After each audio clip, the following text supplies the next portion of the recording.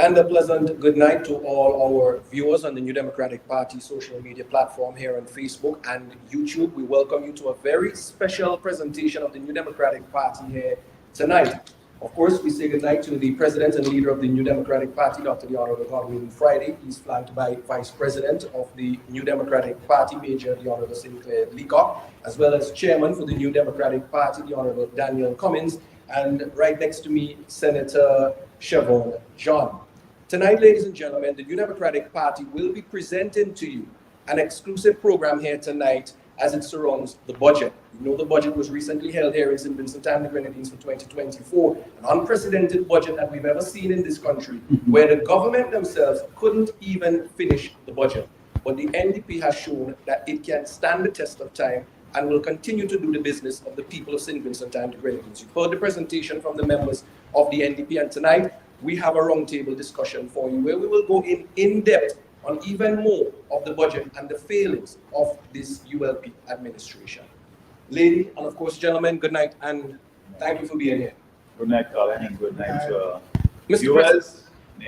Mr. President, we'll start off with you. A budget like we've never seen before in this country. Your impression, your feedback as what has happened here in St. Vincent and the Grenadines. Well, thank you very much, Colin, and thanks for all the persons who are viewing, listening.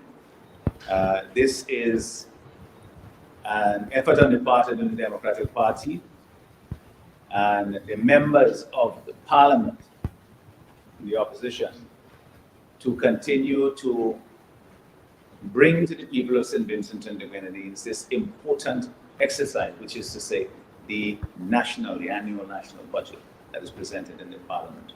Just to give a little bit of a intro as to, for those persons who may not have been following it as closely as we do, or we have been doing. The budget is presented in the Parliament annually by the government, led off by the Minister of Finance. The budget is the government's plan for the finances and for the delivery of services and projects for the country for that upcoming year. It is a very important exercise that should be taken extremely seriously. Every word, every figure that is in that budget is supposed to be there because it is meant to represent something that people should take seriously. We have pointed out many times that the presentation of the main, the budget essentially is in two parts. We have the estimates, which was presented in December the 19th, which, if you like, it's the foundation, it's the nuts and bolts of what is presented later on by the Minister of Finance. Because it sets out all of the money that the government intends to raise through taxes, sale of properties, services, and so forth, and that it gets from borrowings, what it borrows. Then it sets out for each ministry all the various items that they intend to spend the money on and the programs and projects that they intend to deliver for the people. So if you have an interest in healthcare, for example, you will go and you'll look at the estimates under the heading of health. You will see the spending for what they do for nurses, doctors, lights, and so forth, all what we call the recurrent expenditure, the things that happens over and over. And then the special projects that they will do, which are called capital projects. If you're buying, for example, a CT scan and you're building on your wing to the hospital, these are one-off things that they would budget for, but they are very, very important, all of them. And so in a capsule, that's what the budget is. When we go to Parliament, we go there prepared from previously. We have discussions. We treat this as our job to be able to prepare ourselves when we get to the Parliament, even though we don't have as much time as the government has with the budget because they put it together. But we get the estimates, we get the minister presents it in the Parliament from 4 o'clock or 5 o'clock until 10 o'clock as he did this last week. And we basically respond based on the preparation that we've done. And we urge the people, our supporters, our friends, our constituents, just people all around the country to pay attention to it because it is so critically important. So we'll get into what actually transpired, but overall, that is what the budget exercise entails. It is the most important function of the legislature of the country. That is to say, ourselves who make the laws in the country. And we are put there as the members of the opposition to essentially interrogate the budget, to get the government to justify why they do certain things as against others. And so that is what we do. And people say, oh, you're criticizing and so forth. But we have to put them to the test to say, well, this is why we chose this over the other, because there's not unlimited resources. And the essence of politics really is deciding how to distribute limited resources. And the budget is the government's, blueprint, if you like, for the year. That's why it's so important. And that is why the government has an obligation to present that to the country. They have a duty to do it, irrespective of what anybody else does. This is their obligation to present it to the people so that people can understand what they have to look forward to in the year ahead. And so that's in a somewhat. Right. It was quite surprising though how the budget apparently came to abrupt end. Did they follow procedure? Did this budget follow the procedure that it should normally take? Well, Colin, two of my colleagues were present in the House. Major and I hadn't arrived yet when the budget was wrapped up. But ordinarily what happens is the minister, we have the formal part of the proceedings when the ceremony opens on Monday, and the minister presents. The following day, the leader of the opposition responds. I have 4 hours, set out in the rules that this is the time frame that I have up to that length of time in which to respond. I can take 1 hour, 2 hours, I can take the full 4 hours. Usually I need more time. So I use my 4 hours to do my presentation. And I look forward to it, although it is a grueling task because we get the budget in the night and then I work through the night essentially to present in the morning. So when you don't see me in the afternoon, it's because usually I'm falling asleep on myself. So because of the having to spend the time preparing. And I did that throughout the night and presented, and I thought that, I felt satisfied that I understood what the budget was about and that I presented in a way that exposes the weaknesses of the budget, but also, explain to people what is in it, and so that they can also form their own conclusion about it. And so that is following that, then you have the debates that takes place. The ministers and the members of the opposition will have an opportunity now to focus on their particular areas, like the Minister of Health. You won't hear him talking much about crime and education, he will talk about health. And we have a shadow Minister of Health in Daniel Cummings, who would focus on that, not exclusively. But that is how we organize the presentation. And so for me, having 4 hours, I tend to be a bit more comprehensive because I have more time to deal with it. But the members, they will look forward to dealing with their particular areas. And common sense will say that, since the minister is elaborating on what's in the budget, that you would want the minister to present and then for us to then critique or to say, okay, this is a good policy, this is so on and so forth. There's sometimes we say there's certain things about it that we like, other things about it that we don't. But it's better to hear from them and then we can go about the presentation. That doesn't always happen, but we don't let that stop us because when we see that they are reticent, reluctant to get up and speak, we will go ahead and do our presentation as we did last year. And we may finish all of our presentations by Wednesday and so forth, and we still have the next 2 days to go. But in any event, that did not happen. Because on Wednesday morning, when members showed up, when I showed up, I was going into the parliament, and I met both, was going at the same time, but, the host, Francois, yes, he said to me, you want to hear what's happening? Because I tell him, we think we'll go together. He said, they wrap up.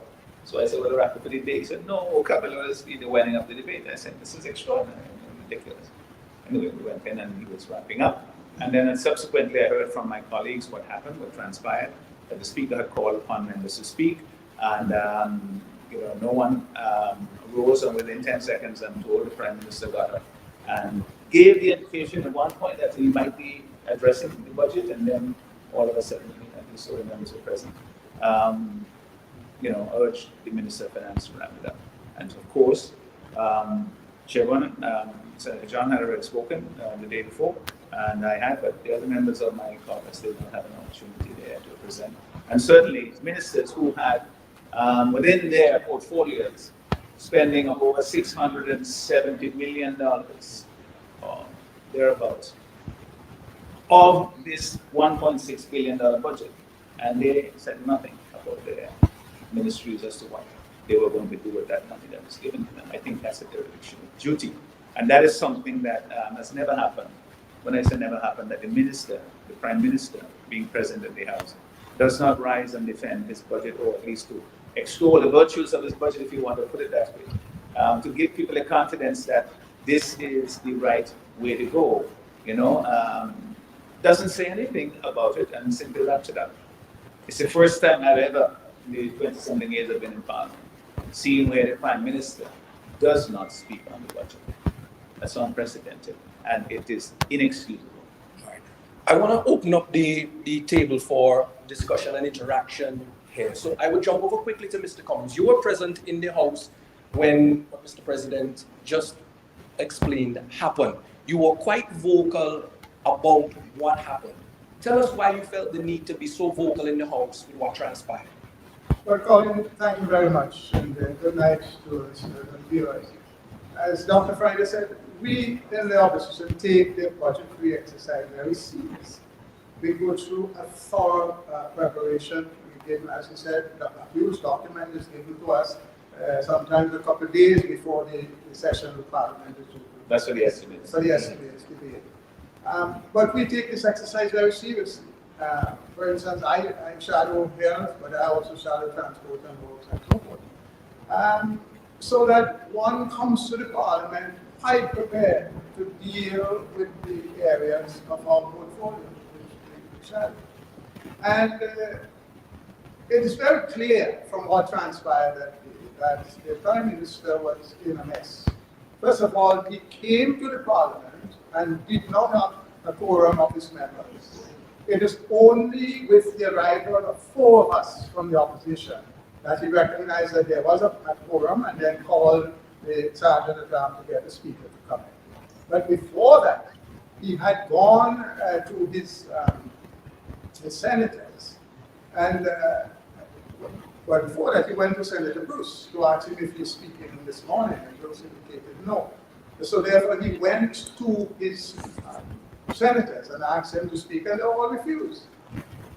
Another significant point to take note of: when ministers are about to present their budgets, they bring in all the staff from their various ministries. On that morning, the staff from the Ministry of Tourism was full of the hall. That is to say, the Minister of Tourism was supposed to be presenting that morning, but he was nowhere around. So the Prime Minister was in a quandary. He called a meeting to go, and none of his members were about to speak, and then it happened. The Speaker, very quickly, for debate. The Prime Minister got up and started by saying, "I did not plan to speak at this time. It wasn't my intention to speak at this time, but nonetheless, because nobody else wants to speak, I normally prefer to speak on Friday." And then immediately switched to say, "But since nobody else wants to speak, I'm asking my son, my words," meaning the Minister of Finance, to wrap up the debate.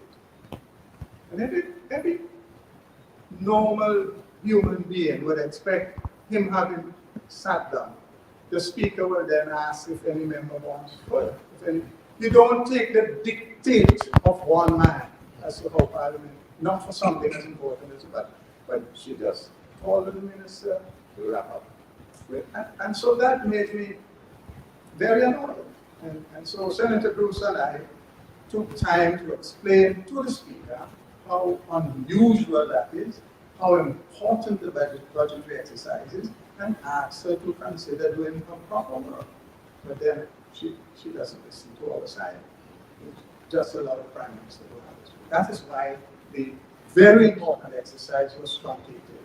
And it's not just in your time. I don't think there's ever a case in the history of Parliament of this country, or in the region for that matter, where a Prime Minister would not address his budget.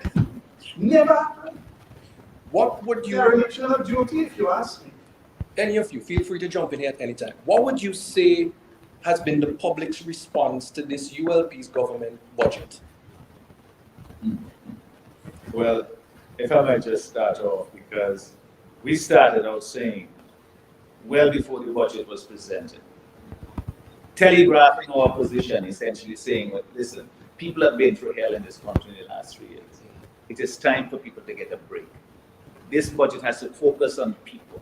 We know they're building mega projects and they like to talk about the size and the scale and those things and so forth, but you have to bring it back to kitchen table matters and so forth.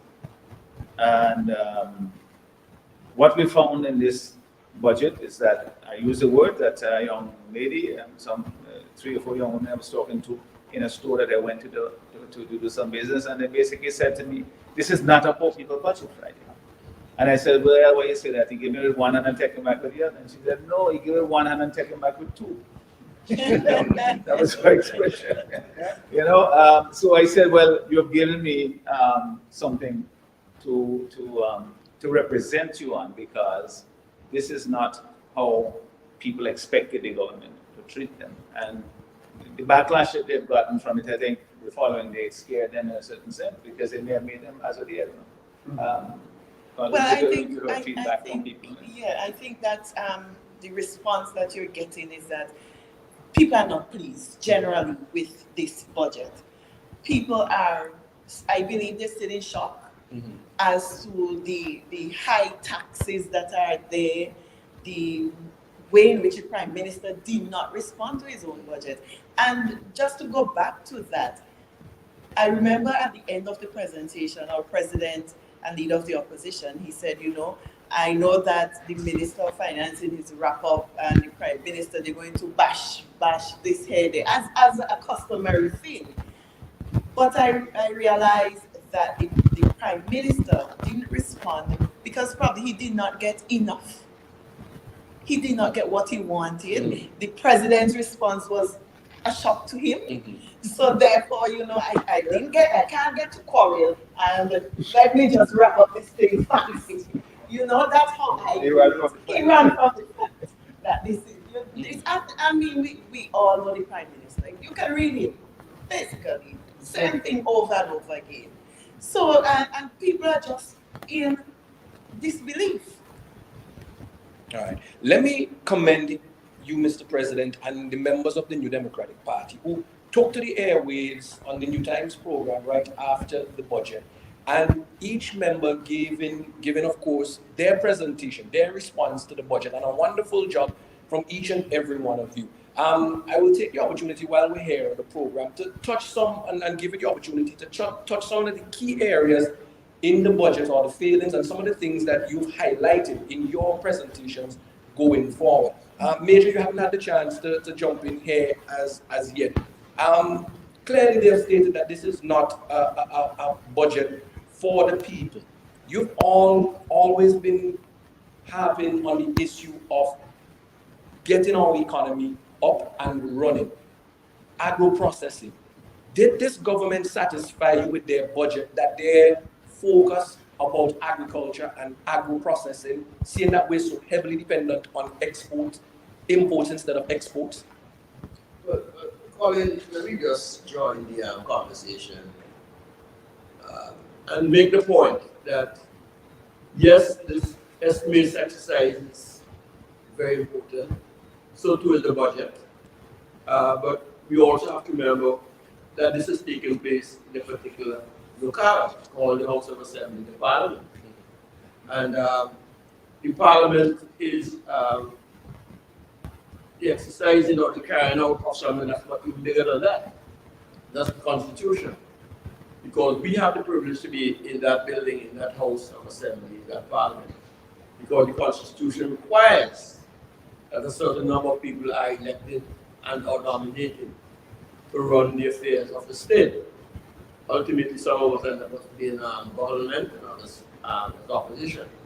But each and every member who is in that Parliament has a responsibility to the people of St. Vincent and the Grenadines. We are not individuals who can, as we say, local language, do what we like. And this whole failure of the budget exercise to be completed is, in a sense, not just a dereliction of duty, but it speaks to what level of governance obtains in civil independence. What is taking place in civil with respect to accountabilities, transparency, and speaking to the people who have given us the privilege to represent them.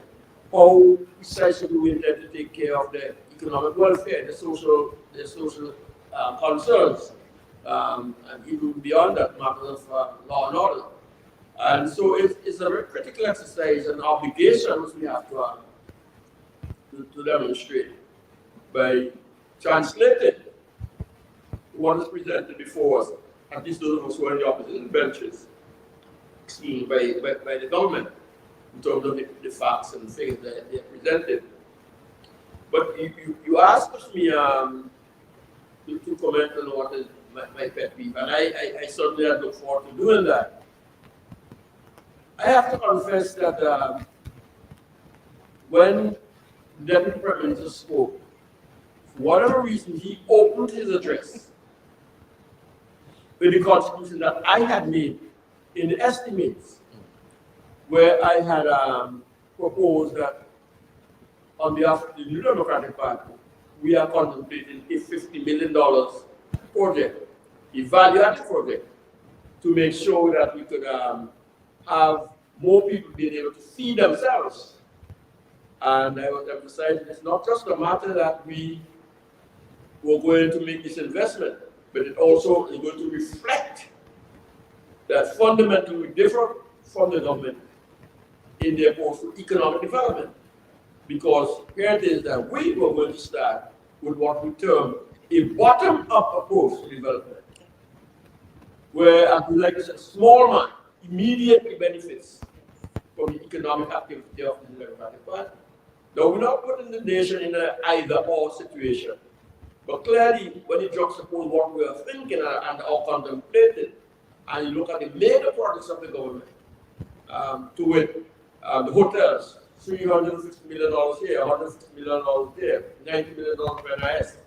And these are fundamentally top-down approaches because what you do there is that you are lending support to the already important investing class in the country, and we need that. And you give out management contracts, again, to the moneyed interests who have that. And there's an assumption and a hope that money will filter down to those who are at the bottom of the total pool. Now, much of that happens to multiply effect of money and so forth, that we have to turn over money. So we're not saying that it has to be an either or, but we have to have an approach which immediately gives relief to life and livelihood of people of St. Vincent and the Grenadines. So we put that down there. And he raised that as a concern. And in the end of his long, winding rambling, he said, well, I really, as an agriculturist, don't have anything against that thing. But the previous exercise in which we were involved, we found that $60 million was not enough. Well, that helped me. Because I have no problem if water is that $200 million.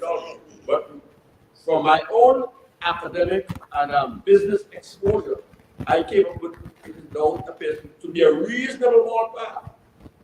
And that figure also tells me that if we can do that, because I'm satisfied that we can drive economic activity and employment for at least 10,000 Vincentians, and we'll spell that out subsequently. Now that is so important.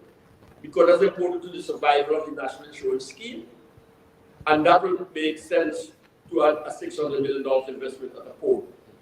And be able for us to translate and turn around the port as a water investment, because the port now, as construed at $600 million, is turned to facilitate some $700 million worth of imports into citizens in the Grenadines, as against the current record where we are just exporting over $75 million worth of goods, and strangely enough, the majority of it is beer and flour. Those are the dominant exports for citizens in the Grenadines. So the budget has to address this fundamental question. Can, on a 150 square mile island, 110,000 people survive? Is the marketplace big enough? So our conversation in the Democratic Party is recognizing that and saying, A, citizens have to become an export-driven economy, right? We have to go beyond the land mass of citizens and the Grenadines. And therefore we have to have an outward understanding of a much greater marketplace, the eastern seaboard of the United States of America, wherever there are diaspora communities of mid-centuries. We have to be able to make things work and make things happen. And that's the direction in which we are going, and that's why I am placing on behalf of the Democratic Party. Very importantly, that we have to deal with that. The other limb of that conversation is that budget cannot continue on a daily and or annual basis to be more of the same. There are inherent weaknesses in our economy. The proper language used by the people in the academia and where speak about structural weaknesses. Right? We can't continue indefinitely just to be an import retail trade society. A plantation economy at the Lord best and the best because the world spoke about it. We have to begin to emphasize more the creative and innovative juices of our people. Our people and our land are our fundamental strengths. And we have to bring those together to make the structural changes and improvements that I spoke about meaningful. So, yes, we have dry statistics that comes out of the estimate, but we have to understand how we translate that and breathe life into that will impact people in a meaningful way. And that's what we're going to hear more about us tonight, or for me, certainly in this contribution. All right. I like the fact that you touched on the NIS because I want us to discuss a little bit about that. But for the longest while now, we have been operating on a deficit budget. Dr. Friday, can we continue to, how long can we continue to survive on the deficit budget, and how do we fix it? Well,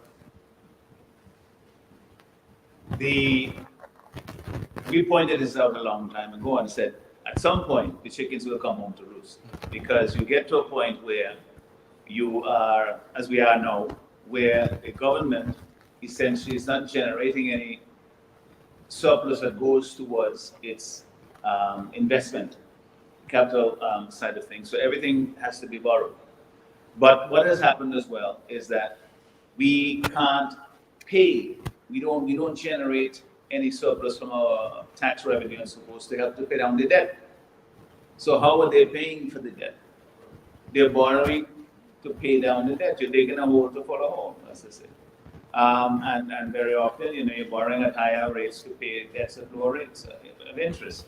And so this keeps the government, of course, we have to honor our obligations to pay our debt. The point is that, their governments all over the world have different ways of doing things. You have a deficit budget, then your government is expansionary, is spending money to create economic activity in slow times and so forth. Those monies are invested in things we hope that will eventually pay off, not just in social services, but in infrastructure and various other things that will help to generate more revenue for the country as you go forward.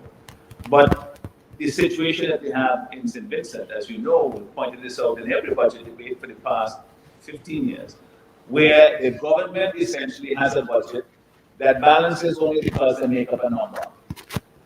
We call that the other receipts, right? And what they do is, this present budget, for example, the on the current expenditure exceeds the current revenue, that's including, what you used to pay the debt and so forth, by an amount of $230-something million. So you had an overall deficit of 200-something million. And then you go down on the other side of the ledger, because that's the way the estimates are constructed, essentially divided into 4 parts. The top, you have current and recurrent expenditures and revenue, and at the bottom, you have the capital side. So you go down on the other side, and lo and behold, the exact amount that you need to balance off what they have as a deficit on the top side is there on the capital side. So it's just a balancing figure. The point that we make all the time is that we say the government puts forward this program. And when I started the presentation, remember I said that we had the estimates, we had these line items, and people must take these things seriously, because if you say you want to spend so much money, to build a school or to do something and so forth, you expect you're going to do it. You're going to spend money to buy medicine and so forth, you expect you're going to do it. You look at the item and it's okay. Last year they had, $1.6 million to buy medicine. Was it enough? I see they have 1.8 million. But if you look at the budget now, you see that you are essentially $250 million short. Then you realize something's got to give. You cannot implement it. So when I say that the budget is constructed fundamentally as a dishonest document, that is what I was referring to, because they know that it does not add up. They just put a number there called other receipts, which is supposed to balance it out. In 2019, the director of audit said that the government put $198 million in the budget to balance it out on the other receipts. This is what they say they will collect. And remember, they're collecting that from domestic sources. Other receipts come from domestic sources. We don't get $198 million from. You know how much they raised in 2019? $3 million, 1.5% of the total amount. Yeah, but Godwin, that means that it's not just a Friday or NDP system. The directors of audit has to be consistent saying that the budget lacks credibility, that they continually put it into the budget information that is not truthful. Of course, the director of audit can't say that to the presidency with that language, but they say, look, get the act together. Yeah. And the same to me is that it's familiarized. A lot of what we think would happen on an annual basis just simply does not take place, because it's obvious. You can't go to the supermarket with $8 to walk over $10 worth of goods. When you get to the cash register, you say, look, you don't have to put back something. Yeah. And you go to ask the cashier what to put back. He said, why did you put the basket? You take out the basket where you can't afford. But here's how it comes home to people. This is not just numbers and people talking about, balancing budget and all that stuff and so forth. The way it affects people is this, and it happened in this present budget, where we say, if the government doesn't get 34 cents from every dollar goes to pay the debt. Okay, that's it. Then you have to pay salaries, you have to pay light bill, you have to pay all that stuff. There's very little left. So what are they going to get money from to do other things? They raise taxes. You hear now they say they had a roads program since last year. They had a budget, they call it a roads budget, $120 million. Now this year they increased all fees essentially on drivers. License fees for vehicles, for driver's permits, for teachers' permits, for all kinds of things. Everything to do with operating a vehicle except for buying tires, new tires, are taxed. And the reason for that is the government said they want to fix the road and they want the money. So does this show that the government really doesn't have any other alternative plans to help to balance this instead of having to put the weight on poor people? The challenge, Colin, is it's not so much about balancing or not. It's a question of how you prioritize things. Because not to cut it down, a lot of most of the budget is focused on capital projects. Mm-hmm. Capital projects, you don't get the immediate effect. It's a long-term thing. A hotel coming in, you're not going to get the immediate effect. The AIA, you're not getting the immediate effect. So it's not affecting people, impacting people positively now. It's a long-term project, and that's where you have official financing coming in, because you have to pay for these projects. Even if you borrow them at a low interest rate, you have, you have to pay for them. But the impact of it is not an overnight thing. Does Right. that show that they are losing their connect with the people and what really matters to the people? Well, Most this important. budget demonstrates that, because, I mean, I kind of found it kind of ironic that the minister actually had to go all together and say, the roads are in such bad shape, so we can tax you more for it. That's essentially what he said. Mm. You know, I was actually told the idea, telling my colleagues that maybe what we should do is say to people, listen, you gotta fix your cars, you gotta fix your front end, your suspension and your tires and all of these things more frequently because the roads are bad. That's an indirect tax. When the government don't fix the roads, you gotta fix your cars. So I say, okay, maybe the government will say, listen, you know what? Let me just give people a break, say, this year, we can cut your licensing fee maybe in half. Go buy some new tires, fix your car and so on. Get the van drivers to fix us. Instead, they say, no, let me increase it. But then, how do you push back on the argument to persons who would say, well, I expect the country to run if we don't pay taxes? Of course, Colin, you see, we have a local expression when a man can't take care of himself and he needs to satisfy a particular need or want or give him. And he or she may say, beg, steal, or borrow. I'm going to get this thing done. But this government does that. It begs every place in the world. It steals, and I can say that factually, because we can speak about the special warrants, where they want them, they had over $100 million. And $150 million in overdraft on a computer. Overdraft. And you can go into, and I've been going through the fine to home, you know, over and over the director wanted to say that the government has spent money without the lawful authority of the parliament. That's stealing. That's exactly what it is. It's They illegal. have had cases in which they have had bond receipts, which haven't even gone into the consolidated fund. So it is that the government is reckless, and then they borrow to the teeth. You know, when we started in 2004, the cost of servicing the debt on an annual basis was $54 million. You know? Divide that by 12, that's just under $5 million per month. It's now close to $300 million to service debt, up to $25 million. How do they do that? They push their hand deeper and deeper into your pocket. That's what taxes mean. Or into your purse, or into your wallet. You have to pay more and more to try and make the government look good. And people live back and they take it for granted, but they don't understand that's why they don't have a job. They don't have they can't take care of the children. Because the government is taking more and more of the tax money for themselves and even less than that. That's why you don't have furniture in the schools, why you don't have medication in the hospital, why the police barracks are run down ramshackle, why you put up electricity, why you borrow money from LS and you go buy get a treasury bill. I mean, it's all kinds of shenanigans, and they are not unrelated to the budget context of the country. It's why they cannot afford to get out of government. The budget hides that because there's so much corruption that the best and most important option is that of a general election, and they can't face that. They're afraid that they could jump through holy water. Let me just add to what Major said. They talked about the payments and the debts and so forth. Just last year, interest charges and loan charges, interest payment and loan charges was $80.2 million. That's not including the principal that you pay back or that amortization. This year, 2024, is projected to be $107 million. That is a 33% increase in 1 year, just in interest and loan charges that the government would have to pay to service the debt. That money has to come from somewhere. It comes from tax revenue. That is where it's supposed to come from. But if you can't cover that because you're running a deficit as they are here, what they do, they won't borrow again, float bonds and whatever, and they get money to do it. But this is something that is really problematic. And when we talk about the fallacy or the dishonesty in the budget, just think about this. They said they will spend $570 million in capital projects. That's what they budgeted. Yet the minister said that he needs to raise over $800 million to finance $570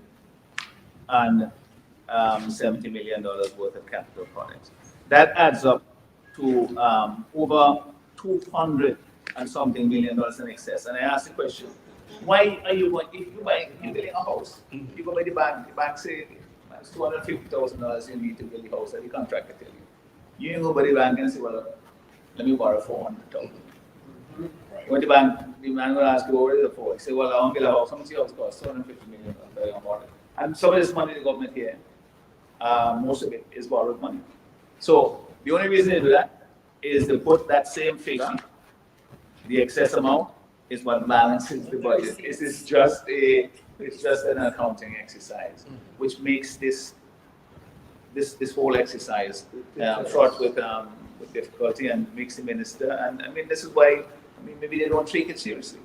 So this could be all part of the reason why they weren't willing to go in and debate this budget extensively. Well, they don't debate that because I raised that in the minister, just ignored it. Every year we raise it, they just ignore it because they figure people don't pay attention to these things, as important as they are. But the way it affects you is in the way in which you can't get your services at the hospital, you can't get bandages and so forth. The potholes all in Middle Street, they're fixing and people cussing and finding out where they damage your tires and so forth. And when you can't get assistance in student loan, students to go to school, all those kinds of things, that's how it affects you. They're not unrelated. And so when the government gets its act together and manages the finances of the country better, then people will be better off because government's resources will be targeted more towards their needs. They set up something called the fiscal responsibility mechanism, which is supposed to help in the management of the debt. And they pointed out in their document, which the minister and the government cited, that this additional money is having to go to service debt and pay debt is becoming more and more expensive, and this is money that could be used for social programs if they were not being so done. And this is something that we have to pay attention to. Colin, the truth be told, it's a little more comfortable to deal with the estimates in December than it is to deal with the budget in January. I mean, in December, you can speak for half the time and you could give Christmas greetings to the staff of the Parliament, to the policemen, to the people in the constituency, and they can promise people to be passing by to drink wine and ham and so on and so forth, and you finish the budget. But people are so interested in Happy New Year kind of things. So January becomes a little bit more difficult to make a contribution because you have nothing to say. And that's the reality you have to come to grips with. I'm not sure realizing it there. But the truth, they really don't know. Let me tell you something. So about the season, you get about $50 million every year in capital and recurrent expense to run agriculture significantly. In the 10 years that he's been there, it means he's had over $500 million to make sense of agriculture transformation. That's a word that they like. Or to put it into context, that's also another word that he likes. Right? In this parliament, he reminded us of a tourism. I want citizens to listen to this. At this stage, in 2024, notwithstanding all of the annual exhibitions we have, to put this on display, that on display, the other on display, all of the occasions which he has been in water booths, cut and burn down and plant and replant and all the rhetoric. We don't have a single product in St. Vincent in which we can export on a weekly basis a 20-foot container of produce.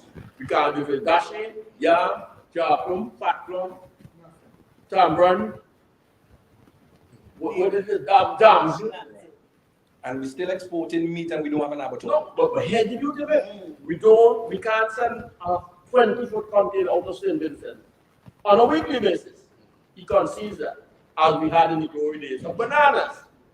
Now, there are two things that is important there. One, if that is a tourism, then we have to go back to the model that allowed the Windward Islands to be able to full a ship to go. What is that single or joint set of things that we can collaborate on when we're doing budgets? We should not do budgets in isolation. We should do them as partners because we have to deal with export challenges. So that's one thing. What else do we have to deal with? If we can't send a 20-foot container out of Simmons on a daily basis, what do we need a $600 million for to do? To import merchandise, to widen the balance of trade, which they all concede. So if you're speaking budget, you have to have a parallel program and a plan to make the port work, just as they don't have one to make the airport work. Could it be that Otherwise, it becomes an albatross around the nation. could it be that was the premises for their vision of let us put an import customs charge on everything that is imported into this country because they realize how heavily we are in terms of imports? Well, the custom service charge is something that we oppose, obviously, because it added an additional $10 million, according to their figures, they would collect between $8 and $10 million from ordinary people, because as ordinary people pay, it goes on everything on the shelves and so forth. So their challenge there was just to generate revenue for whatever purpose in their government needed it. But that is, again, you know, when you have a population where you have unemployment at 20% of the general population, unemployment of young people of 41%, you know, you have poverty increase between 2008 and 2018, according to their own figures. You know that what you're doing there is you're squeezing, you know, until you can't get anything more. And anytime government has a difficulty, based on their profligate spending and their mismanagement and disregard for the financial guardrails, as I've called them over the years, they add costs. Overdraft, for example, people think this is not important. In Parliament, we say that you have $50 million that you could operate as a loan from the bank. You only get the money, you put it back, and so forth. Right? The government exceeds that amount. This year, in the estimates, you know what the figure was? For 2023, they had authority to borrow $50 million. It was $118 million. When that happens, what they have done in the past, when they cannot bring the overdraft back down to where it should be, and overdraft is supposed to operate for a year, and you're supposed to bring it down almost to zero by the end of the year, because it says when you get money, you put it back. But they're using it as another way to borrow additional money at high interest rates. You know, 8% interest. What they do is they convert that part of the overdraft, as they may do with this $180 million, into a long-term loan at 7 or 8% interest, and only the Bank of St. Vincent and the Grenadines seems to allow that facility. So now that you borrow money that Parliament didn't authorize, and you're paying 8% interest on it. And that's what tightens government finances more and more. And they think that it's convenient, and it's something that they should be allowed to do because their intentions are good. But what happens is that the poor people eventually pay for it, because when they can't raise the money, they put on the $1 more on the service, the 1% point, and the service charge at the port. That's $10 million to take out of people. What they're doing here with the vehicles, $6.6 million are taken out of people's pockets to do these things at a time. We're not saying government should tax. We know that government tax. But at a time when you have such hardships, such difficulties, people cost of living is killing people. You can't, when I say that, I mean figuratively. You have the situation, salaries are low, and you have other countries in the region where at the end of the year they say, to recognize the difficulty, we give an extra 50% bonus in your salary, and we give the various people in the who get a government pension or suspension with a government subsidy. They give them a little additional, but here nothing. Instead, at Christmas you get a bigger demand from government to pay. But when we talk about the customs duties as well, I remember when we debated it in Parliament, the finance minister said, you can walk from Graves to Bonnerly and pick up 5 cents here, there, whatever. You're not always making fun of things. But when we look at it, we have high unemployment. Doug said cost of living is increasing. And in that year, we had about 7.5% of inflation.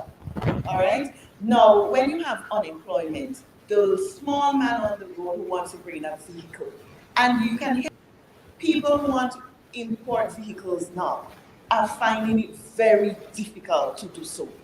They are practically crying out for the high cost. A number of persons will tell you, I choose not to buy a vehicle anymore. And these are things that Vincentian pride themselves. It's also a functional part of getting to work. So it impacts people negatively. And it shows you that this government is not a people-centered government. As Major said earlier, You always look, if you want to be people-centered, you have to start from the bottom up. You cannot start from the top because what you want up there may not be what the needs of the people are. And this is what has been happening over the years. And the ULP has been getting away with it. This is time now for us to get rid of that. And I know the New Democratic Party's plan is that they will look and reevaluate the customs duties that is being placed on these vehicles now, so that persons can be comfortable when they're importing. Clearly, this government is not connected with the people. I wanna give both you, Mr. Cummins, and you, Senator John, the opportunity to highlight some of the points that you raised in your budget presentation. But just before we do that, there is this issue that has been coming up a few times here in discussion, that of the NIS. Has this budget from the ULP really in any way addressed the problem with NIS, and is this problem going to go on? Well, let me start off there, because I had the opportunity to present in my budget presentation, that the government finally acted on the recommendations of the actuaries. This has been going back for several reports, and they cited the 12th actuarial review, which we don't have yet. They call it a draft in the budget. The one we have is the most recent was the 11th. But this one, I would expect, would have reiterated many of the suggestions or the recommendations that were made in the previous one. So they did implement a number of those recommendations. What the actuaries say, as I presented it in my budget presentation, as between the NIS and the pensioner, those recommendations are there in the actual report, that they're increasing contribution rates from 10% to 15% over a period of the next 3 years, that you have unemployment insurance since it's added, that they have restricted early pensions, retirements, that you have various other things that the actuaries have recommended. What they did not address in the budget presentation is the relationship between the government and the NIS. Because government has put certain demands on the NIS. Over the years, they've paid contributions to the students who are getting some monies from the government for CSEC results and so forth. That wasn't paid out of government money, that was paid from the NIS as gratis. That you have non-contributory pensions, which were introduced back in 1997. Over the course of that period of time, 44-point-something million were paid out of the NIS as a contribution from the NIS. Now, when the NIS was younger, it was in a better position to do those things. As the system matured, then it became more and more difficult to maintain those. Last year in 2022, 2 years ago, the Minister of Finance and answer to a question says that $671,000 annually is still paid in non-contributory pensions. So what we have said is that government has to address that part of it. They have to stop making the NIS pay for its promises. We favor and support the assistance to students, but you can't take money from the grandparents and the parents to pay for the children and then eventually undermine the NIS. Government should pay that as a subvention to the NIS, and then the NIS can administer it to the students. I will go further. Over the course of the time when they've been administering that program, $14 million in total were paid out to students under that program. That's a lot of money. I believe that the time has come that the government should recognize that as a loan from the NIS and pay it back. They should put back that $14 million and put it back with interest, because the NIS needs a capital injection. You can't say now that you're taking more money out of contributors, so the NIS is healthy for the next 60 years. If government's practice in relation to the NIS does not change, this present government, this is why I ended my presentation on that point when I said, can we trust this government to say, okay, we have made the reforms within the NIS, so the NIS looks on solid ground for the next 50 years, so therefore what? We leave it alone? Or do we continue with the practices that they have done in the past, where they did not? I've also called for the NIS, for the government to pay its contribution over to the NIS in a timely manner, and that all payments that are due to the NIS, that they pay them. There's a point where the government owed the NS millions of dollars and then borrowed money from the NS to pay back the NS. Swapping building, juicy building as part of debt to the NS, These are not decisions, it seems to me, that the board and the investment committee, this is another thing too. The NS, the recommendation was that from the actuaries, that the investment committee at the NS be reconstructed so that you have persons with necessary skills, and that they be put there essentially to help the NS to prosper. And the fact that they said, okay, the international investments have recovered and so forth in the market, that is not a reason to disregard that recommendation. And the board itself is a tripartite board, middle business, government, and labor movement, then it should be truly tripartite. Let those bodies recommend those persons to be on the board so that they look out for the interests of the pensioners rather than be tempted to follow the dictates of the government. But Colin, there's a lot of harm to this business with the NS, and the office right is quite pointed out. Let us put down some markers to begin with. We have moved the needle for the benefits of pensioners. So they're not going to get an increase amount of money on a monthly basis as pensioners. You raise the minimum a little bit. So, or the pension company, the receipts. Minimum contribution. I'm not talking the company, I talk about the people who are receiving pensions. Not receiving, you said they're receiving more money? Well, there's a minimum, I think they move from $70 to $80. Yeah? Yeah, okay, but that's a small part. So that needs to be keeping with the inflation, movement of inflation. We need to see that and understand that. Yeah? But back to Dr. Friday's point. The NIS benefits by investing the money that they receive and giving us a yield. Yeah?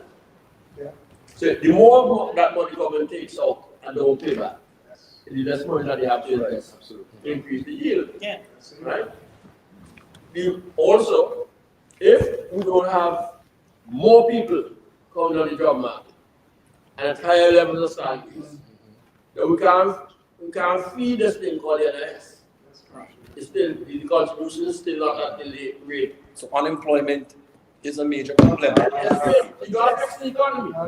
And the budget speaks to that. To what extent does the budget fix the economy? That's a reasonable question to be asked.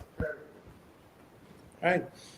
I want to move on because I still haven't gone through half of my QKRs. I want to come back to you now, Senator John, because in your budget presentation, clearly we have seen time and time again, and we've heard time and time again, that this ULP budget is not connecting with poor people. It's not a poor people budget.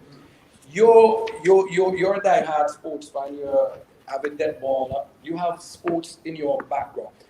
Are you satisfied that this ULP administration and their budget have been doing enough for sports on a community and a grassroots level?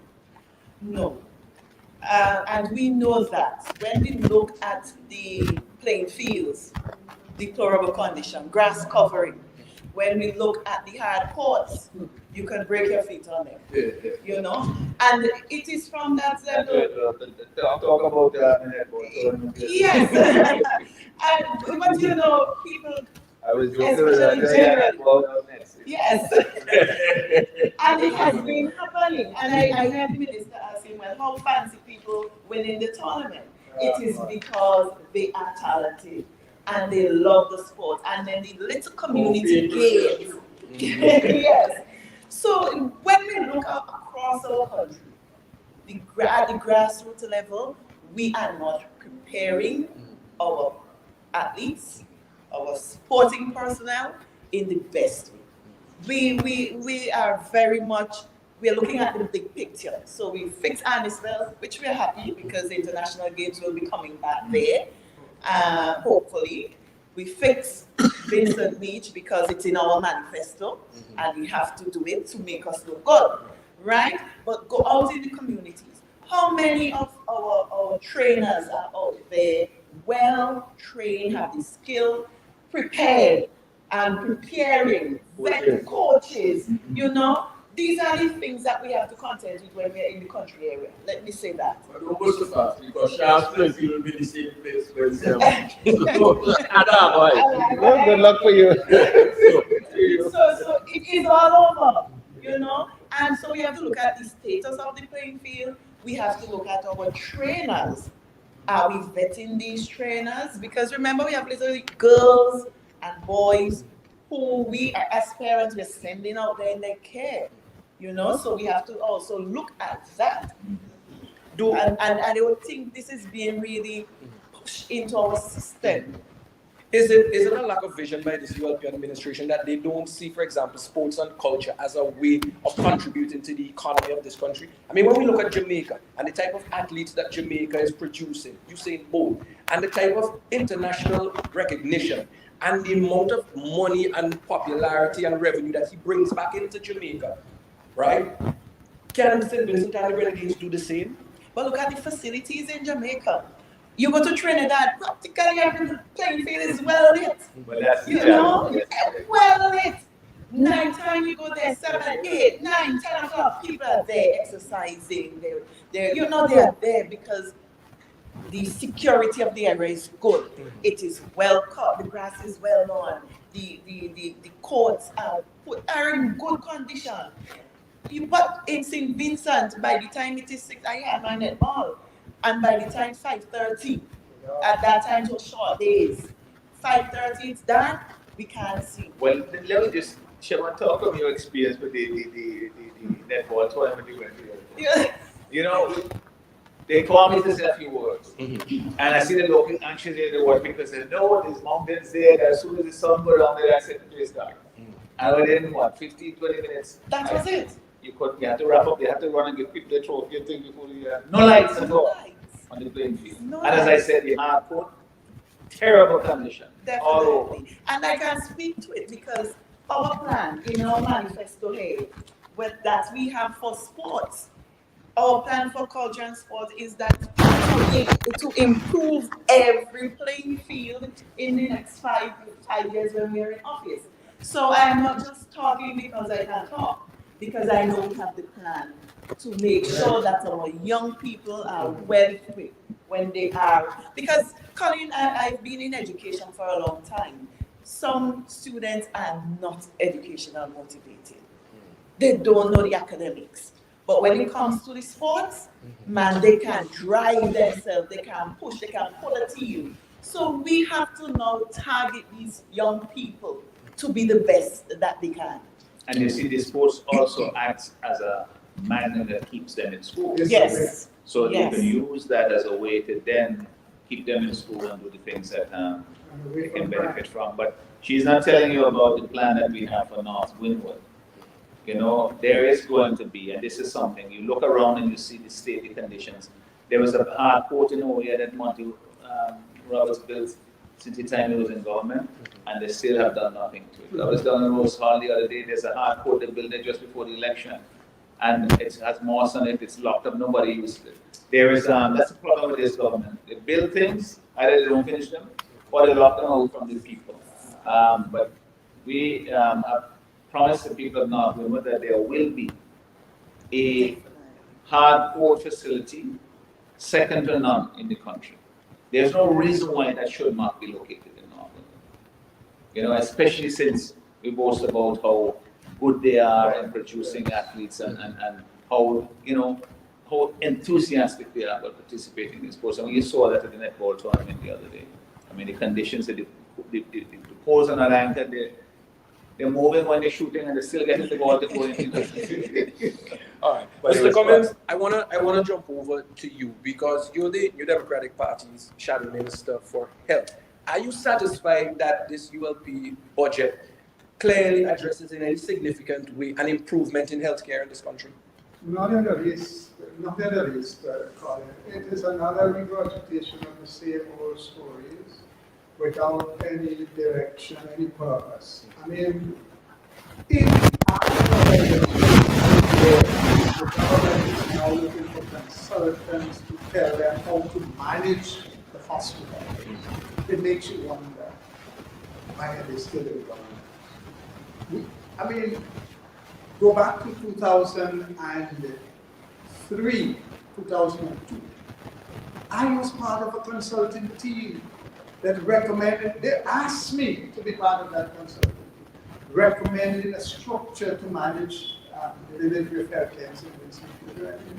The chairman of that has since died, my good friend Larry Duncan. And we made strong recommendations to the government after spending months of consultations with doctors, nurses, practitioners in the field, urging them to take the hospitals out of the government system so that they can have the right staff, the right management structure. Colin, there are so many professionals around the world, Vincentian professionals in the field of health, who are eager and anxious to come back and work with us. We saw some in New York. All we need to do is to create a climate that they can feel comfortable. Over the last 10 years, a number of quality Vincentians came home, volunteered to serve in Milton Keynes, and within 6 months, they are back up and go. They can't take it. The system has no care, neither for the patients nor for the employees. That's part of this. If you want to tell me that after more than 12 years now of talking about a health information service, that you do not have the ability to go on the computer and pull up the health information on a patient in a hospital, that you go to Milton Keynes or send you to Georgetown to do some tests, and you have to wait on a vehicle to bring that result to the Milton Keynes so that they can give it to you. In this day and age, the government has been talking forever about the health information system. It is still far from operational. Understand this. Computerizing, we talked about this for donkey years now. The young children must be really laughing at us. But what you get out is dependent on what you put in. If the government has rubbish for a health information system, you just can't put that rubbish into a computer and think that you have a system. So there is so much work to be done, but they just don't seem to have any need to prioritize these things. And that is why we have this problem. Let me give you a simple example. The government, the minister says, oh, they have more nurses than we ever had. Very true. But what is the problem with nurses? Excellent nurses all over the place. One of the key problems with the nursing system in St. Vincent is that the distribution of nurses is skewed.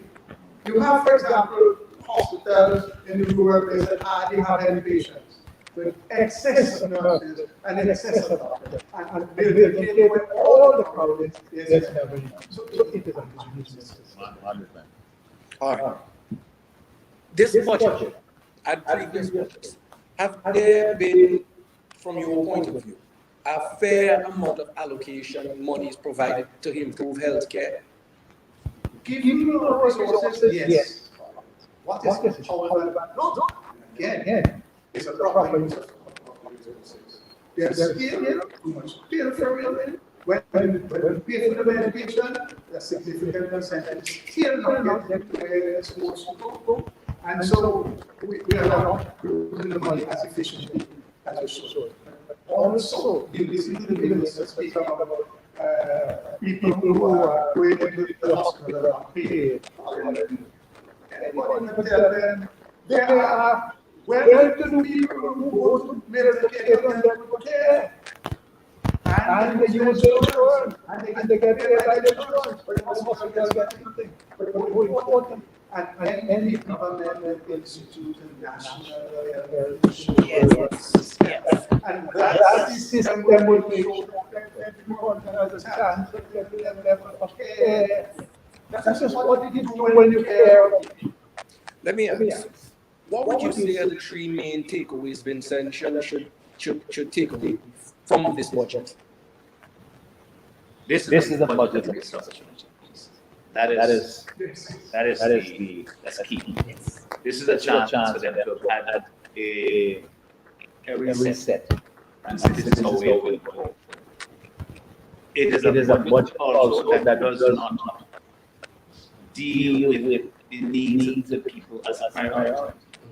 They are fascinated with their big projects and so forth. That's all well. We support the whole project. We know it's a massive project, $667 million, but a lot of it is in terms of funding that is concession. And there's always a major point pointed out. We hope, it has to be one of we have to have a plan to carry out the economic production. So there is two things. Of course, it is a budget that did not hear from the ministers as to what are the priorities in their ministries. You can't just have a budget presented by the Minister of Finance and not have the elaboration from the various other ministries. And this is the budget as well. The one good thing that I would say is praise them for is that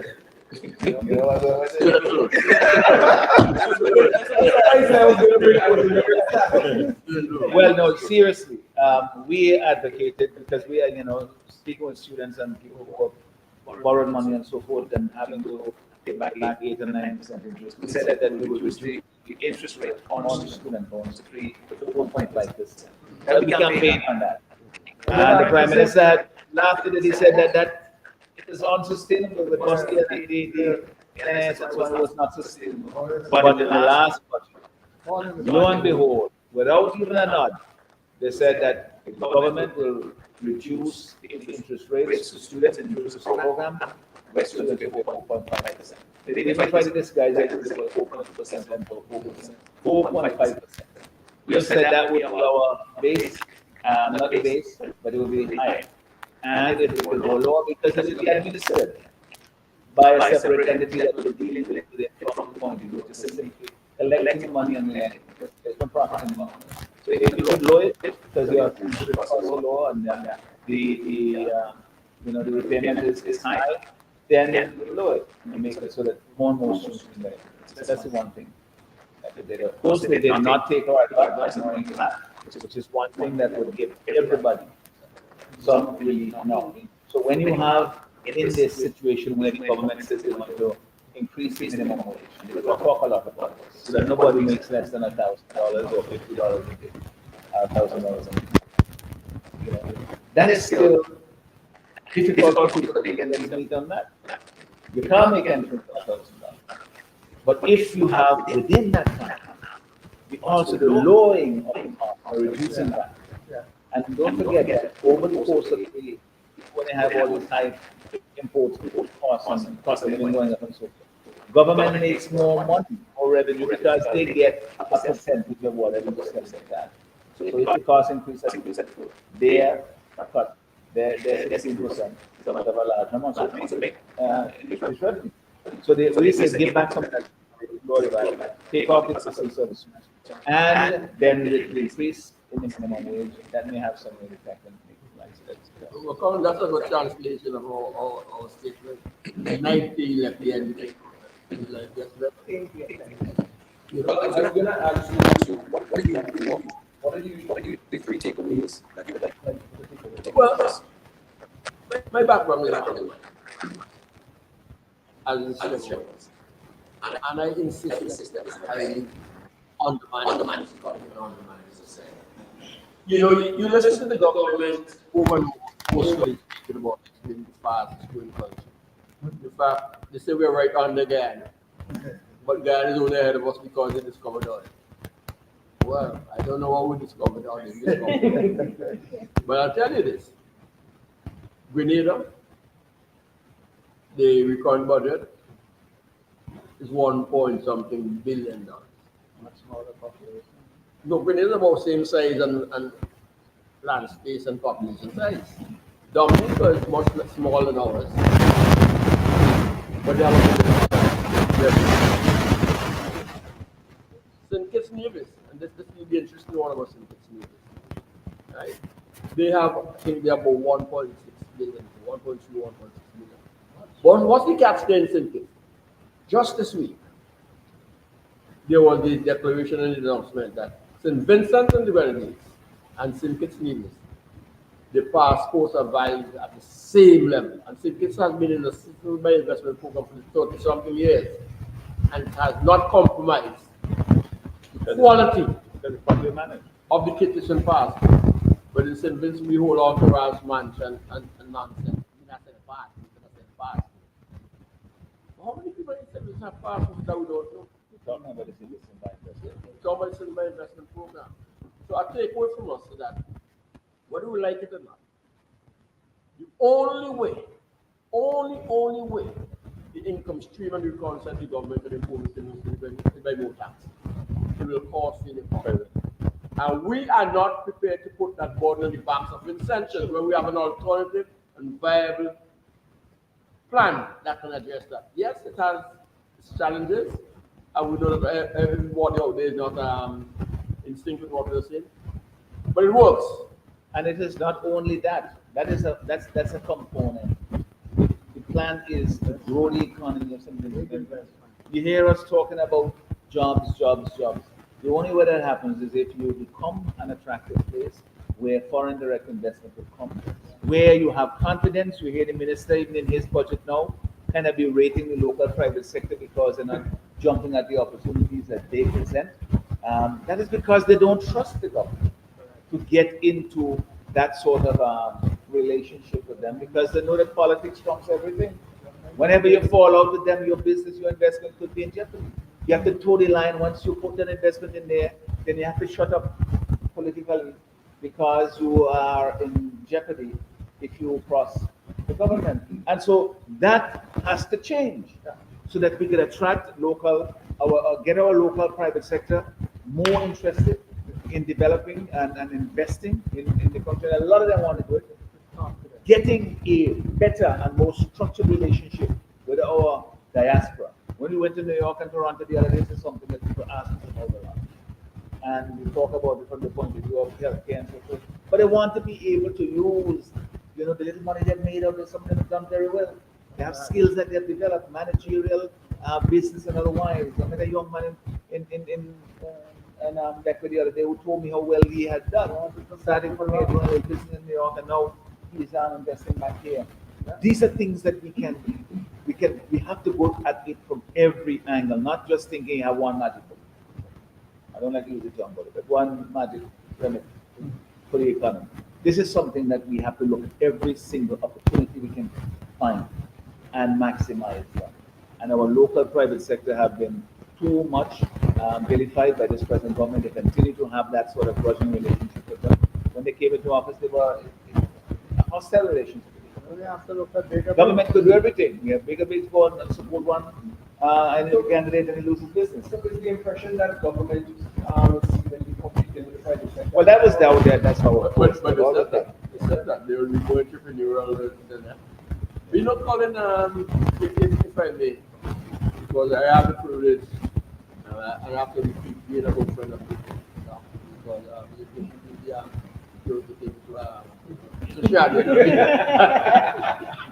so I don't want to go cast a bigger shadow out shadow. But our biggest problem is in 2023, the crime and violence, the lawlessness, the recklessness. That clearly it's in Vincent now. It's not a problem of a man who can't find a woman and a woman who can't find. It's in parenting, it's in the churches, it's in just the politicians. It is something much deeper than that. What it is, I'm not going to speak with precision. The fact of the matter is that he is responsible. Not a word. So it's either Mitchell or Toussaint. I don't know if he's both of them. But he is to blame. And he failed to address the crime and violence situations in Western America. And what will make our citizens feel more comfortable. No. We're spending $48 million on the police itself. National security is $95 million. That's a huge chunk of money. We're not saying it is too much. But the point is when we were spending $24 million, we didn't have 55 more of homicides. So it is not a matter of just the money that's allocated. It is the strategies and the programs that are behind the allocations that have to be taken.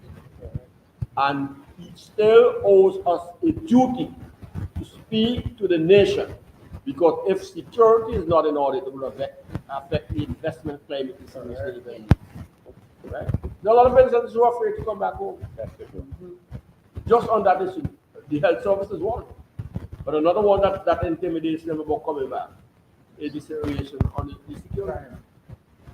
So he has to be held accountable for that abdication of the responsibility. And crime is not just village. There's Exactly. all the other. And we're not saying we'll fix it overnight, but we'll fix it. But have they showed the people that they have a strategy and they have a plan in terms of how to deal with crime? Well, Daniel says Not Satan mentioned. can't correct it. It's not mentioned, it's not mentioned here. Daniel says that Satan can't correct him. Not me. It's not mentioned in the budget. Because So even if there is one, it's a secret within the the own. minister said that the Prime Minister and Minister of National Security would deal with when he got it. And he did not get And it. he didn't. So one of the most important, unemployment and crime, those are the two critical issues, healthcare, affecting the people of this country. And that was not addressed in this budget. Crime was not addressed. All right. The obvious question here for the man and the woman, the average man and the woman, is: are they going to pay more or pay less from this budget? Are they going to have to pay more or pay less? But certainly if you're operating a vehicle, you're paying more. You're paying more, there are taxes that have increased here, and so the sum of it is yes, they will be paying more. And people are going to, the cost of living in the country will be higher because of these additional fees that are being increased. But beyond all of that, Colin, the number one concern of the man in the street is finding a job. And if you're not growing the economy, if you're not really doing the kind of investment that will put people back to work, you're not helping them. No matter what, the little peripheral things don't change. Job creation, and real job. Go back to building nothing hall, go back to doing agro-processing, get the farming communities back to work. That's what it's about. This budget is not just any of that. Colin, if you're not exporting and you're importing, obviously you're importing inflation with you. Exactly. All right? Now, if inflation is when prices go up. Exactly. So if you're importing inflation, you're not encouraging domestic production to the extent that it can basically feed the country. All right? You're just having it in your head, and as Brother Cummings said, putting on a water boot, whatever. Right? The people are the ones that are going to be affected. So therefore, this budget is killing our nation. The $1,000 that you're going to get, basically, If you can find a job. if you can find a job, or for those who have the little job, they now have to pay more at the supermarket, right? With the same the increase that they're getting. So you hear the minister pulling out some figures saying, no, $900 here, they're better off, $700 there, they're better. Let's look at the little math. You increase by $1, inflation comes in, obviously the business sector has to survive. They'll pass the cost on. They are going to pass the cost on to the consumer, and therefore the consumers are at a greater loss. Because you look at it, and major is also very good in business. So when you look at it, and we have to bring it down to the little man on the road. If you look at this budget, you will think that this budget fixes everything. The way The minister, man, you think that Simpson does not want anything else. But it has been happening over the years, right? Last year was road revolution. We thought that this year we could have got smooth roads throughout Simpson and the Grenadines. Now you're still telling me this is a road budget. Come on. and they have to Huh? go A road, increase it's a road budget. It's a road budget. Major, if you wanted to jump in there. Well, but it's really Dr. Fred is more than mine, but or the team collective. But St. Vincent and the Grenadines is not an island of itself. We are part of the Eastern Caribbean Union. And that PC dollar is something that we have to be sensitive to in terms of our responsibility to protecting that very strong currency. That strong currency requires the constant input of foreign exchange. Pounds, but the euros, but the US dollars. We have to be mindful of that in the way we plan our fund. Within recent times, what we'll be noticing now, we don't have a difficulty with the contribution of construction and the infrastructure towards the country. Again, we have to watch the balance of what's happening because construction is not a tradable in St. Vincent and the Grenadines. It is not as if we're exporting aggregate as Biggs would have done, or blocks, or contractors in the last. We are by large bringing in cement, lumber, galvanized, and because they import substitutes. But the fact that we are spending a lot of hard currency to support the construction sector, right? And we have to be seeing what we can do in an economy to earn or keep by contributing to the kitty of foreign exchange. That will make the central bank happy. Otherwise, down the road, All of us. we're in this thing together. We're not like Barbados or Trinidad or Guyana, where we have a control of our own monetary policies and how we protect them. We have to make sure that's happening. We were there before, when we were doing well in, or not doing well in agriculture in the south. Those guys will hold us up in the north with the tourism, and vice versa. But now, we are net loss to foreign exchange. We're not paying our way through. I mean, you take the businesses that are being promoted as the three corners of exports. You know, where do they export to? I can show you. We export to Dominica, St. Lucia, Antigua. Soft currencies, but we're importing the wheat from Canada. You have to pay for it in hard currencies. Where does the farmers get the hard currency to pay for the wheat that they're bringing in? You understand? So if we don't look at those kind of dynamics and how an economy functions, it matters down the road. It matters. We're in the home stretch. Mr. Cummings, you raised the red flag on the poverty assessment report. Has this ULP administration been doing enough to alleviate the high levels of poverty in this country? Well, Colin, let me look at that. Let me put it in this terms. An alcoholic doesn't get a solution because he is in denial. If you do not acknowledge you have a problem with alcohol, this government refuses to accept the fact that there is extreme poverty in this country by burying the report that they paid for. That if that isn't living in the United. And so nothing in the budget is going to address this issue of poverty. Because the bottom line is the economy is not going to get any better in the near term or even down the road with the projects they're bringing on board. So I see no hope for the future. When I walk through West Kingston and I meet all the kids lining on the block, always, whether it be man, woman, or where I can get something to do. Where I've been to school, my parents send me to all of it, where I can get something to do. This is the time. We are not creating any of those. Remember the reason we like fast food? What happened when there were troubles like this? You saw the fair event center. When you saw that green meat. But I want to leave something with you, Colin, and the viewers, to show you how foolish this government really thinks we are. You have the Minister of Agriculture talking about the ability to plan and putting people together to talk about planning for drought. Colin, an NDP government established a magnificent irrigation system in this country, irrigating over 2,000 acres of prime agricultural lands, using gravity, no electricity, carrying all the feeds into the field, people producing 2 and 3 crops a year, producing the biggest bunch of bananas. What the ULP did? Completely destroyed the irrigation system. So if you're serious about preparing for drought, isn't the first thing you will do is to rebuild an irrigation system in this country? If you're serious. If you're serious. And for years, we have been talking about that. For years.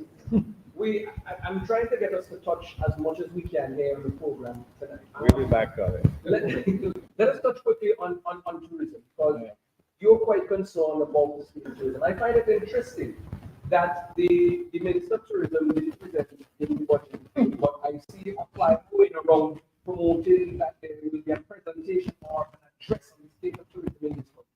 What is the state of tourism in this country? Who's going to make the address? The minister? The minister. Well, he had his opportunity to do it in the parliament where we could have interrogated what he Yes. says. So now he goes on a platform and he talks to an audience that doesn't have a chance to respond to what he's saying. This Minister of Tourism knows very little about it. Yes. The problems that we have now, we have, of course, tourism is divided in various sectors. Tourism, which is up all over, because there's well, there's that. The cruise ship berth that was much vilified by the present government, of course, is our savior today. We also have ships coming in that way regularly and in Southern Grenadines. So we have up the number of cruise ships because of, I think, it is pent-up demand from during the time of COVID and so on. Now we have to capture some of those persons who come as cruise visitors to come back as stay-over visitors. That's part of the internet. And so that is where I think that the minister has to be a lot more aggressive in trying to figure out how do we get those persons to come. They have a taste of St. Vincent and the Grenadines, and then they say, well, I want to go back. And they do analyze these things. There's a study that is done periodically. The Florida Cruise Tourism Association, I can't remember that's exactly the name. But they put that out in the table for people who say they might come back again to visit. We have the stay-over visitors. The challenge we have here now, of course, is we have insufficient rooms on the mainland in particular for large flights to come on a regular basis. We have Sandals coming on stream soon. Remember, Sandals completed a project that should have been opened back in 2007 for the World Cup.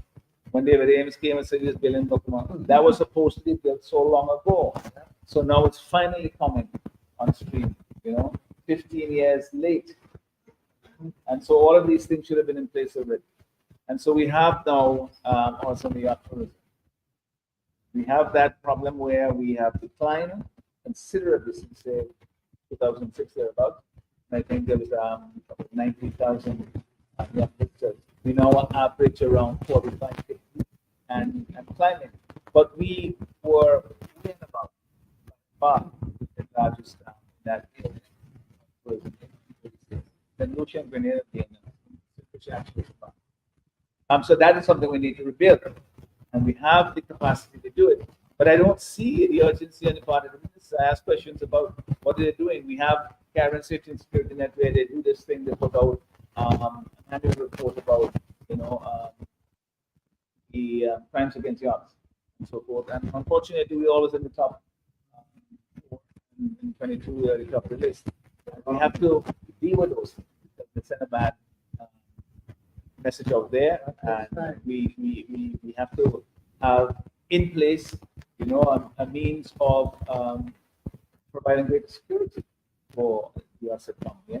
And when there are offenses, that we have a means of prosecuting, of detecting, investigating, prosecuting quickly, so that these people don't feel that you have to just pull a bank and go, and then that's the end of the case.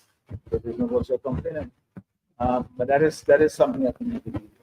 And of course, we have to have a plan as to say what's the trajectory of it. I remember the ridiculous statements that used to be made by the then Minister of Tourism. I don't know whether he thought it was a joke or not, where he said, when the airport in Aga opens, that the tourism is going to increase, the number of visitors is going to increase threefold, and then where are you going to put them? Where are they going to stay? But these are things we are at the beginning stages of tourism. The potential is so great, and then the urgency that we need to see is not there, because it is, there's a give and take. There is the foreign exchange earning, and then there's the we have to link that now back to our agriculture, and to make sure that we get ways, and we should be having in the community college, you have the Hospitality and Tourism Institute there, that they find ways to incorporate our local products into the menus and so forth, so that we don't import everything to satisfy the tourist taste. All of these things will help the farmers and as well. It's all an integrated whole, and I don't think the minister here understands That and certainly, what's happening? What's the largest festival we have in Canada, which is a lot of community. It's the second largest festival. But At least we got, it is. It is going to be that we I think we must not lose sight tourism provides us the opportunity to rebalance of income is significantly to not leeward and windward. I'm not going to give up on Patrick's promotion of cruise ferries or his cable car talks that he spoke about. But with Chevron, South Pond, tourism, all the waterfalls that he speaks about up there, agro-tourism, ecotourism in the north, You look at the Winston Independence, very simple as the economic model. You get up in the morning and everything heads into Kingston. You measure the amount of traffic that goes the other way. Or what they have to go to the other way. Who leaves Kingston to go and look for a job in Richmond, in Shackville, or in Georgetown, or in Orange Hill? Everything comes this way. And the evening we reverse that. How long will the continue with the economy do that? When all of our agricultural and natural topography and other attractions and talents are there in the north of the country. There is a sufficiency of emphasis in those parts of the community. The Bruce was there, you make it case for Greg and so on and so forth, but they hit the land. But we have to explore all of those opportunities. Lots of it, I don't know. But here the complaint that the tourism about the driver told me is right about we losing a lot of money. So we need support Charlotte. How long they had Port Charlotte closed? They don't care. Belmont Lookout tourism season. In that we have the airport on one side of the island. The shows now in the tourist season and people are coming in and so forth. Road, which is a terrible danger. You coming from the airport, you have to pass there. People pass there every day. But also people come in. This is making you drive up Britain, but you have to look outside there. But the gas, but three big trees drop right there in blocking the tourism. Nobody can drop on the Anyway, that's it. That's a no killer site. Chevron was going to say I something. was going to talk about what we have as a tourism product in terms of the holistic development of the product. Take, for example, cruise ship comes in on Sunday. When you leave the terminal area, there may be some activities there. Come into the heart of Kingston. What is there for the tourists to see? Everything is closed. Also closed. There are some playgrounds on the street. Some playgrounds on the street, that's all. But there's nothing that seems, if we are talking about tourism, we need to consider when these things are happening, how are we going to form public-private partner relationship with the business owners? So, open, have some fun going on. Here is where you can bring down the festival for the people to come and enjoy our local cuisine. But nothing is happening. And we can't see it because there's some myopic in our business. Are we there? Yeah. Well, we're pretty much coming to the end of the program. I was going to let you, in the lone female, both of us and give us. Before we wrap up, Carl, I just want to come back. This is something that with great interest to majors and comments. But we talk about Kingston. Just throw this out there. We discuss it in great detail. But we have to reimagine what Kingston really ought to look like. As a capital city, it should be vibrant. It should be alive. It shouldn't be a place that you come in and work and then the drains are smelly and fragrance and so forth. And straight out on the road that you say, you just hold your breath until you go back out to the suburbs. Kingston's supposed to be alive. There is no plan to bring people. I said this the other day.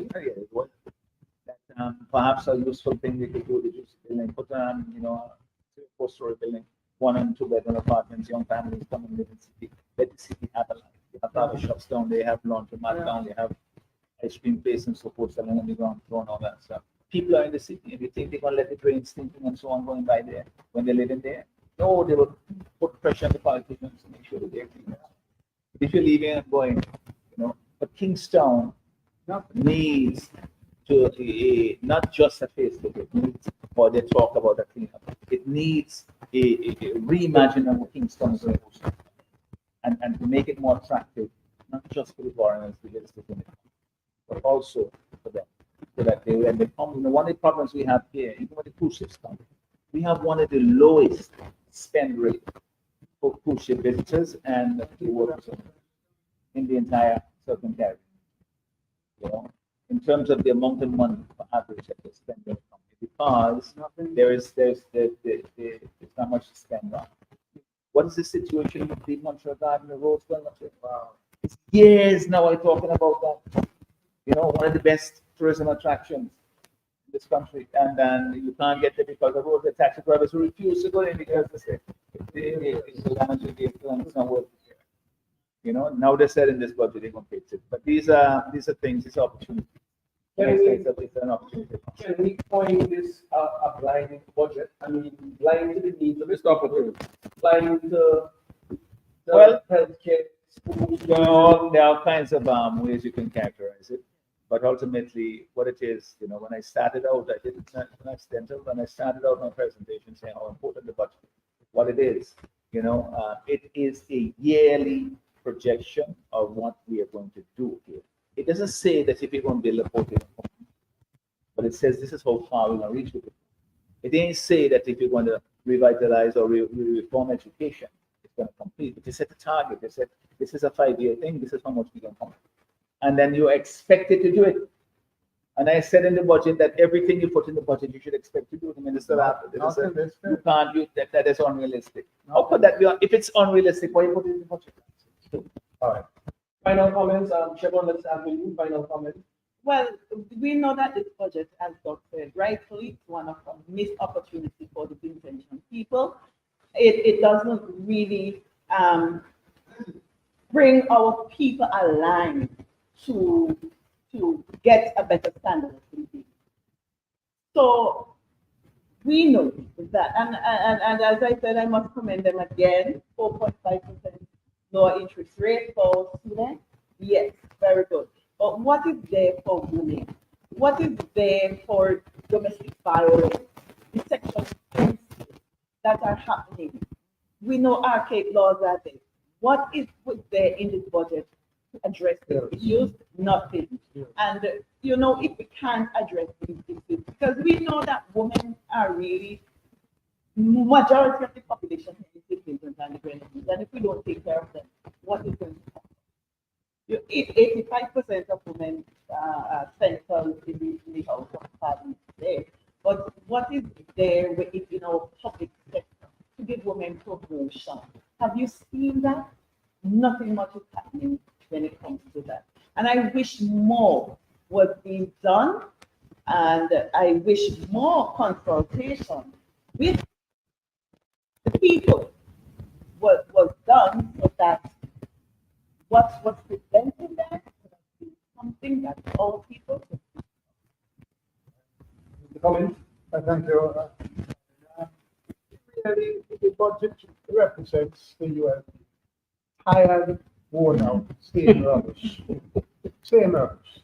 And the fact that the Prime Minister doesn't have the power to sit down and discuss it in Parliament, that none of his young senators are allowed to speak, that so many of his ministers fail to speak, testament of the rubbish that is Well, for me, I still I'm disappointed that I'm in the movement with respect to constituency development. I've spoken for almost a year and champion, and that is not unrelated to more local government activities in the country as a whole, giving power back to the community that we have.